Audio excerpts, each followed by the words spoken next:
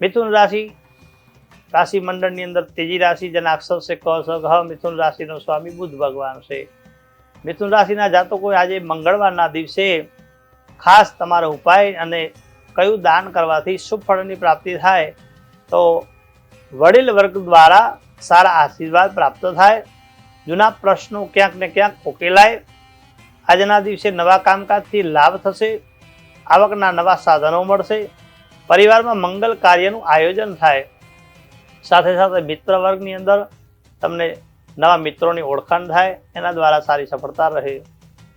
ઉપાય જોઈએ તો આજના દિવસે મગનું દાન કરવું। શુભ રંગ આપણા માટે લીલો અને શુભ મંત્ર છે ઓમ બુધાય નમઃ।